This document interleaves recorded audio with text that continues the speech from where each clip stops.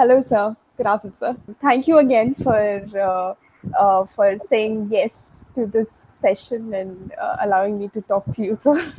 Yeah, sure. Yes. So, first question that I'd like to ask you is, like, you studied your PhD in Jadavpur University, and then you went straight to Cambridge. So, how has your experience been in both the universities? Like, what are the differences that you came across, and what are the experiences that you came across, and Yeah. what change do you feel needs to be brought into the Indian education system as well to bring it to new and better standards? Yeah. Jadavpur University was a mixed bag, to be honest. I think there were some courses which were very good, but those were primarily theoretical in nature, and so Okay. the thrust was always on doing calculations on sort of mathematics rather than hands-on. And the Right. lab facilities, for example, were very poor. And so when I went to Cambridge, so my director of studies at that point of time, Professor Richard Hills, told me that I should go and look at some of the experiments that they do in their what effectively is their second year undergraduate. And Right. I was going there after 3 years BSc. And when I went to their lab, my first day, I was just blown away because the gap was so huge. The kind of experiments that we did was so archaic and so primitive compared to the kind of experiments that they were doing.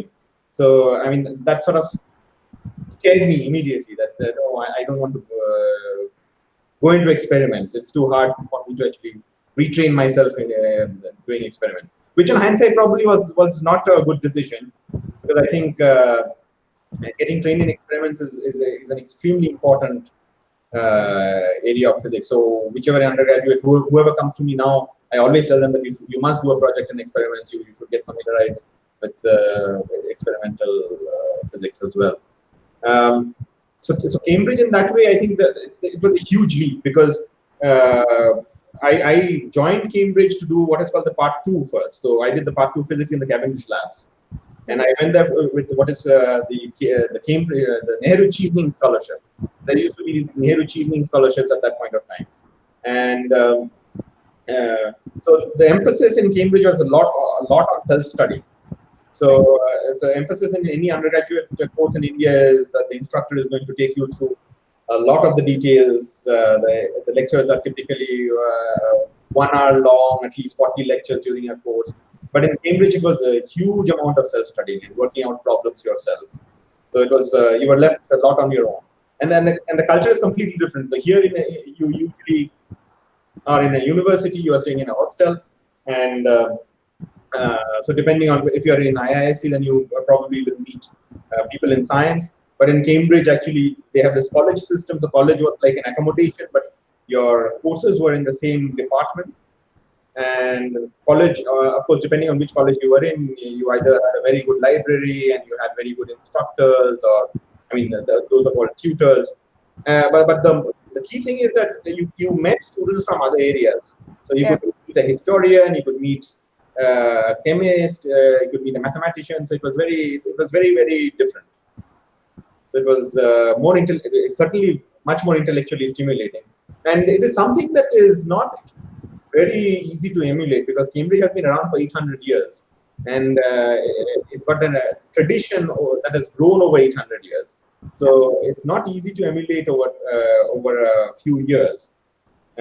So I think I think there are good places in India. IISc, the Indian Institute of Science, is one of them, but I think there's a lot of scope of improvement. First of all, I would say that you have to give more hands-on education. Absolutely. I don't know about you, but then people are actually scared of even changing a light bulb or getting, say, some small electrical equipment repaired themselves. They take it to a shop. These kind of things, it's very different. True. That way, it is. Yeah, I would say it was a very different experience. Yeah. That's great. So, sir, you went to Cambridge through the Gates Cambridge Scholarship, and When I was doing my PhD, yes. So yeah. I got the Gates Cambridge scholarship not from here, but from Cambridge itself. So I was already in Cambridge. Alright. Okay, so you got to know from there itself, is it? Yeah. Okay, and how did you go about it? Like, how did you apply for it? Did you get any guidance or anything, or you No, just? I think there was some. I gave Cambridge Scholarship at that point in time was very new. It was, I think, I was the first year of students who got the Gates Cambridge Scholarship. So we were just told that there is this opportunity. You apply for it. So I remember that I applied for it. I got called for an interview, which was taken by two people who I knew. So there was a professor called Professor Peter Goddard, who later on became he was a master of St. John's College, and he later became the director of the Institute for Advanced Study in Princeton. And then there was Professor Ben Simons, who was a theoretical condensed matter physicist. And so it was a sort of a very friendly interview. I think I remember one thing that when I entered, and this was after the Part 3 mathematics exams was concluded. So I did the Part 3 mathematics, which included a lot of applied physics stuff, theoretical physics stuff.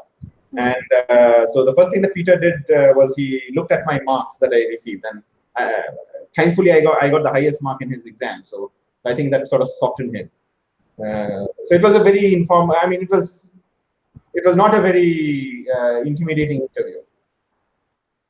So yeah, so That is I didn't take any preparation, to be honest. It was I went completely unprepared. I hadn't prepared anything. wow. That is so inspiring. How did your interest in maths and physics generate? Like, was there a turning point where you felt that, hey, this is what I want to do, and this is what I want to take up as my career? Uh, I actually come from a family which is into academia. So my father, although he was a political figure, he was a brilliant student when he was in presidency. He did his undergraduate in presidency college, and then my uncle, he's a very well-known physicist. So, I guess I was sort of biased in that, and I was also very lucky to get a very good mathematics teacher when I was in school. I still remember him. His name was Mr. Patros, and also Mr. Dias. There was a teacher who sadly passed away recently, but yeah, he was there in class 7 and 8. I was extremely lucky to have these kind of very good teachers. So that I think at least did not scare me of mathematics. I was extremely interested in mathematics. This interest came later. I would say that my real interest in physics, where I was like absolutely passionate about what I was doing, only happened during my third year undergraduate. Right. Not in the beginning. Yeah. And that is when you decided that this is what you want to take up as a Yeah, I career. think in my third year I decided I want to go. I want to do theoretical physics. That is so inspiring. Like, you studied in one of the best institutes in the world, and you did your PhD from there, and then you received so many awards and honors and recognition and all. What made you come back to India and work here rather than probably just taking up some? There were a Uh, couple of things. One of them was personal because uh, both my wife's parents and my parents were alive at that point of time. And so, although my father was not keeping well for a very long time, so my decision to come back to India was based on that because both of us knew that they are not going to be around for much longer. And the second thing was we knew that there were good places in India. It wasn't. It wasn't a very formidable decisions. I think we sort of knew that it would be a good place to work. Yeah, but it was primarily personal. So on hindsight, if these weren't there, probably we might have considered other options. But yeah, I would say it was mostly personal. right. And how do you find your work in IISc? How is the experience going on? The IISc is a great place, especially if you're a theorist. So we require very little infrastructure. We require an office. We require maybe Mathematica and a computer and whatever. And IISc I've been extremely lucky to have very good students, graduate students who have done their PhDs with me. So, and I think part of the reason was because it was IISc. Had I gone to some other place, it would have been a different story. But in India, I think there are very, very motivated and very bright students who still want to do theoretical physics. So that's a great advantage, at least so far as I am concerned. Uh, I have had supportive colleagues, so I've been quite lucky actually. Right. Can you explain a little brief about your work? Like, how has your work been till now? What do you do? What are you doing now? And like your research, perhaps. Or Yeah, so you know that my specialization is in theoretical physics. Yes, of course. So my main interest is in modern developments in quantum field theory. So there is, you must have heard of quantum mechanics, which is the physics for small particles or Mm-hmm. physics at microscopic scales. Oh. But the real thing which describes the standard model of particle physics, like the Higgs boson Mm-hmm. or electrons or photons, is actually a framework that people have invented over the last 100 years or so, which is called quantum field theory. And the field theory actually has a lot of problems. So one of them is that when you try to do calculations, typically you need to say that there is a small parameter and then you want to expand in that parameter. And this goes by the name of a finite diagram expansion. And when you try to go to higher orders, you start getting infinity. So this is called the renormalization problem. It's Okay. called the infinity puzzle. So, but people have come up with a framework to understand these infinities, how to remove these infinities. But it also shows that we really don't understand the way one needs to understand from maybe a mathematician's point of view what this framework really is. So this is something that plagued the founding fathers of modern physics as well. So people like Dirac, people like Heisenberg, they weren't very happy with this framework. In fact, they had other things that they wanted to say that if a theory really is the ultimate theory, it should be able to do this. But our modern approaches don't meet that standard. So one major part of my research is to investigate new approaches which bypass these infinities. And technically, it goes by the name of the bootstrap. So bootstrap is something that you lift yourself up by pulling on your bootlaces. So it's like a self-consistent mechanism to investigate various things. Part of it is investigating what are called S matrices, which describe scattering. So, for example, the way that you probe fundamental physics is to scatter very high energy objects, and then in the center of mass energy, you start creating new particles which are very unstable. You wouldn't really see them around in your room, but these are the kind of particles which would have existed in the early universe. So you simulate, say, the conditions of what happened at the Big Bang by doing the collision experiments, and so it's basically the big picture is to understand everything that goes on in those kind of circumstances. This is so interesting. That's nice. And what according to you has been your best work? Like you've done so many research. I think the best work that I've done is this work that I've done on the bootstrap over the last few years with my graduate students here. So the main reason is because, first of all, when I worked on the problem, I felt that I was really doing something useful and important. And you do several kinds of problems, and then it's not always that you actually know when you're working on a problem that this is the thing that you want to do. Absolutely. Many occasions you feel that, oh, I'm not sure what this is. Maybe this is not the right thing to do, and you always have this enormous self-doubt. But this one, I was sure that this is it. And so I had very, very smart students who landed up doing extremely well. So yeah, I think my recent work on Bootstrap was the best thing that I've done, and it was done thankfully in India. That is great. There have been a lot of instances, right, where you're actually doing something, and then you figure out that, hey, this is not what I was supposed to do, and it leads to something else, and you discover something new. I guess most of the things were discovered accidentally, That is which is which is really interesting. Have you ever discovered something like that, which got discovered accidentally, and you felt this is amazing? right from my PhD days. So right from my PhD days, so there was this problem that I was solving, which needed me to. So I decided that there was this very difficult problem. I won't get into the details, but it led me to inventing a new form of these functions called the gamma functions. So these gamma functions, the function that we invented had branch cuts. So just one second. Hello, I'll give you a call later. And so even afterwards, during my postdoc days, I did one of my postdocs in Cambridge. The second postdoc I did in Canada, in this very nice place called the Perimeter Institute for Theoretical Physics. Uh-huh.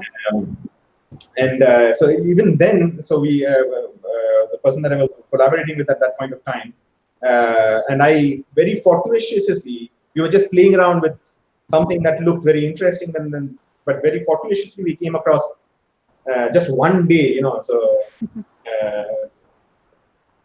we came up with an observation which landed up being very important later on.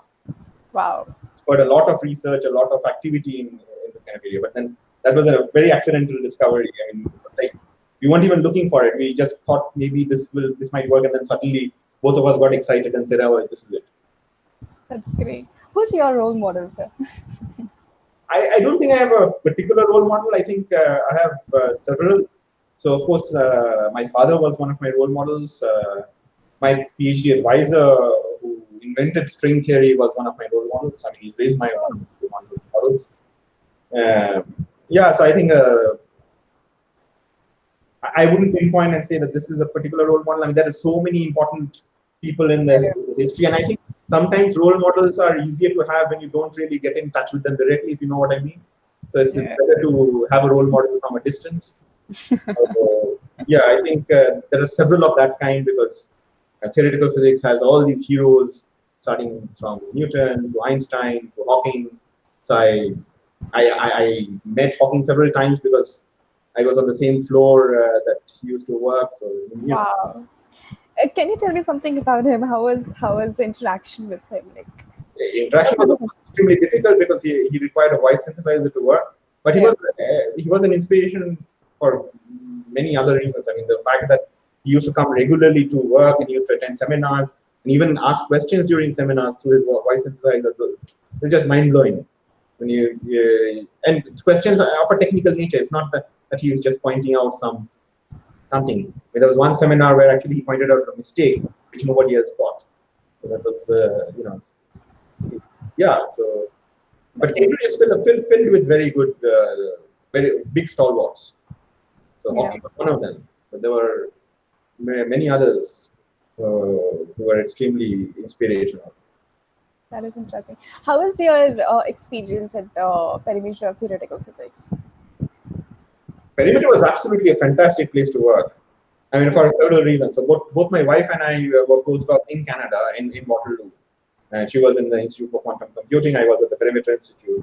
And work-wise, I think that was the best period of our lives. I mean, I think that was one of the best periods, I would say, because projects went somewhere interesting and important. So, and of course, people there, the person that I worked with, the person that she worked with, they were brilliant people and brilliant in many ways. I mean, not just as physicists, but also as persons. So they were very, very helpful, and yeah. That's interesting, sir. Really nice to hear your experience about where all you've been and who all you have met. um, Another thing is like, so I was just going through your profile and I saw that you've done so much, and all through your life you've published around close to 90 papers, and just done so lot. So one thing that popped into my head was that how do you plan out your day? Like, what is your routine day like? I don't know. I mean,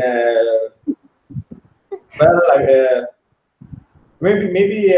So we have a daughter who's 8 years old, so she goes to school. So I think a day starts by making sure that she's up and ready on time. Then, Is she interested in science as well? sorry. Is she interested in science as well? Well, she's 8 years old, so hopefully, hopefully she will get interested when the time comes. Uh, but yeah, so and then we try to keep fit, both of ourselves, and then we come to office maybe by 9:30, and then discussion with students, thinking about problems. Most of the time you are stuck. So as theoretical physicists, it's not as if you are making breakthroughs every day. So most of the problems are stuck most of the time. So so breakthrough happens. You have to be extremely patient. And then yeah, I don't plan out that I'm going to make this discovery or I'm going to try and discover this. It doesn't happen that way. If you have a big question, you have some kind of intuition that this is the direction that you want to investigate. Sometimes it works. Most of the times it doesn't work. And this is typical if you ask anybody. So even if you ask the great Ashok Sen, who was one of the most brilliant people in our field, he'll also tell you that he's stuck most of the time. That's interesting, sir. What advice would you like to give to today's students who want to like probably pursue higher studies or achieve success? Yeah, I think of course for a young student, especially many people will be interested in trying to get a degree abroad, going abroad. But one thing that I would say is that there are good places right now in India as well. So I think which are better than many of the second rung places in the world. So if you go to a top rung, then by all means go ahead and go for it. But one thing is that don't get disappointed if you don't get into a top rung place. Second is to investigate good places in India. There are now, I think, quite a few.